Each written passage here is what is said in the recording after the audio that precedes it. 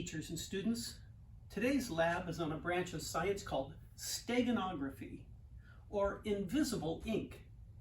Now this is different than the parlor trick disappearing ink. Perhaps you've seen that, where someone pretends to spill some blue ink on someone's clothing and everyone becomes alarmed, but then after just a few minutes that blue ink disappears. This is the opposite. This ink is invisible until you make it appear. This is what spies might use to send a secret message. A piece of paper might look completely blank, but it has a secret message on it that someone knows how to reveal, but others don't. If you want to do this lab with your students, you're going to need the 3-page lab sheet on invisible ink. For the first page, you're going to need some milk, some sugar water, and some vinegar. For page 2, you'll need some vinegar, a chemical called phenolphthalein, and a potato.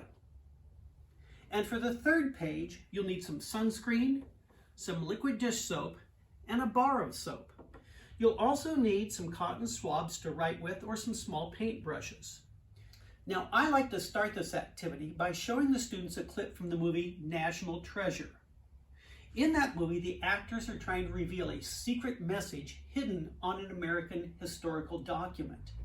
And they apply lemon juice and the heat from a hairdryer, and this mysterious message suddenly appears. And as they pull the hairdryer away, the message disappears. And I asked my students, do you think that's just Hollywood, or do you think that could really happen? Now, obviously that movie is fiction, but is that particular scene reliable and realistic?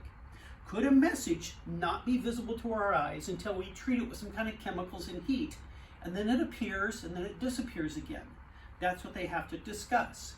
And you may want to show that clip to your students and have them discuss this also. This is a 2-day lab. On day 1, the students will write on their lab sheets with the correct inks. On page 1, they'll write with the milk, sugar, water, and vinegar. On page 2, they'll write with the vinegar, phenolphthalein, and potato. And on page 3, they'll write with the sunscreen, the liquid dish soap, and the bar soap. On day 2, after these inks have dried, you'll release them. The first 3 are heat-released inks. I like to use an electric skillet, and I just lay the papers in there. I lay the whole class in there, and as they heat up, you'll see the ink start to appear. I pull them out one at a time from the bottom of the skillet as those inks start to cook. And I do that. I don't want the students to burn themselves on the skillet. For the chemically released inks, you're going to need some iodine and some ammonia. And for the black light or fluorescent inks, you'll need a black light. So make sure those are on hand. So let's get started. Let's go ahead and write on our lab sheet with these different inks. To begin with, in the first panel, it says milk. And I'm just going to write my initial on there. Don't have the students write anything real fancy, just something kind of simple. Then I go to the second one that says sugar. Now this is my sugar water. I'll do my middle initial, S. And on the last one that says vinegar, I will do my last initial. They can draw a picture if they want, like a star, but nothing very fancy. Now I'm going to set that page aside to dry. Now it's on to page 2, the chemically released inks. And I'll start with the phenolphthalein in the top panel. I think I'll draw a star and see how that comes out tomorrow. On the second panel, it says vinegar. I'm going to draw a happy face. And the third panel says potato. I simply get some of the liquid off the potato onto the cotton swab. You may wish to mash this potato ahead of time. And I'll just draw a couple of wavy lines and see how that comes out tomorrow. And I will set this one aside to dry.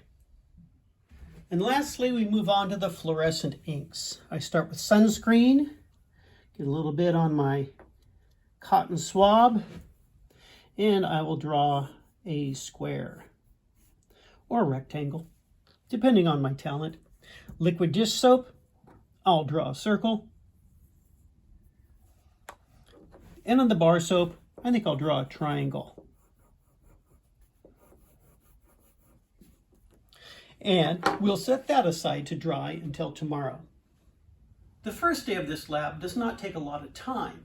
You'll maybe want to watch that clip from National Treasure and then have the students move from station to station as they write their messages onto their papers and then set them aside to dry. Now, you could also have the students do some research on steganography. It's a very interesting subject. I also have a PowerPoint that you can get from my website that talks about steganography and these different types of disappearing inks and how to release them. So those are things that you could do to complete day 1.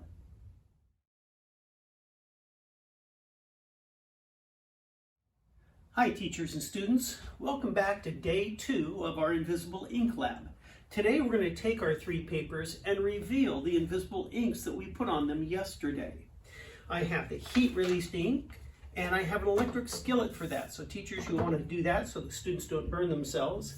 I have my page of chemically released inks, and for that I will be using some iodine and some ammonia. And then I have my fluorescent inks. To view those, I created a blacklight box. I simply mounted a black light inside a box. I put a slit in the top where the students can drop their paper through the slit, and then a couple of holes where they can look through at the light as it bounces off that. So if you want to make one of those, I simply took a box that paper comes in, and I cut the eye holes in one side and mounted the black light below that, facing the back wall of the box. Then I put the slit on the back wall. The student lowers their paper through the slit. The light is bouncing off that paper and back through those eye holes. You can do it with just a black light bulb in a darkened room, but the black light box does work better because it's a much darker environment. So let's get started on this. I'm going to start by releasing my heat released inks. So I've plugged in my electric skillet. I've got it turned up to a fairly high heat. I'm going to want to keep an eye on this. What happens is the chemicals we put on here, the milk, the sugar water, and the vinegar, burn at a lower temperature than paper does. So they will begin to burn and turn brown or black before the paper burns. However, the paper will burn, so you do have to keep an eye on this as you're working. I'm simply going to take the class's stack of papers and set them in there. The one on the bottom will get the warmest, so I'll pull them out from the bottom as the ink starts to reveal. Let's see how things are going over here in our skillet where we're cooking the heat released inks. There we go.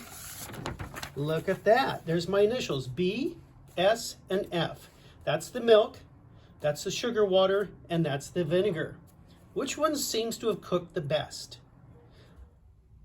For my chemically released ink, I will need ammonia for the phenolphthalein and some iodine for the vinegar and the potato. I've got a little bit of water in this cup, and I'm going to dilute the iodine by adding it in there. You don't need a real strong iodine solution, and this will stain clothing and hands and things like that, so caution the students about using that. I'm going to start with the iodine on the vinegar and the potato. I'm saving the phenolphthalein and ammonia for last. So I simply get some on this napkin, or you can use a cotton swab if you want. And as I rub it across, you can see the faint image of those wavy lines that I drew yesterday. On the vinegar, again, you can see the happy face that I drew, but it barely shows up. It's not a real strong ink. You'll also notice that though the iodine is kind of a brownish color, the paper turns blue, and that's because of the chemicals in the paper. The type of paper you use will determine how well those images show up. Now let's move on to our phenolphthalein that is released with ammonia. As you can see, there's nothing visible there at all. But when I put a little bit of ammonia on this rag and wipe, there's the star that I drew in bright pink. And here's the cool thing about it. Watch what happens when I blow my breath onto the star and dry it out.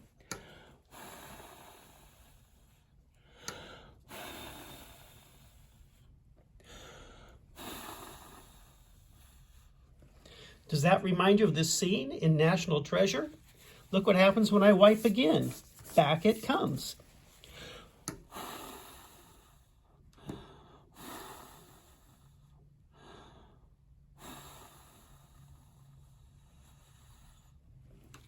Isn't that amazing? And we can do that over and over and over again.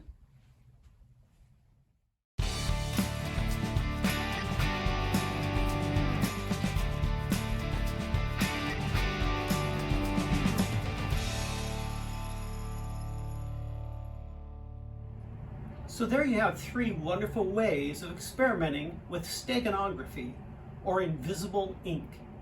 Try them yourselves and see what kind of messages you can make appear.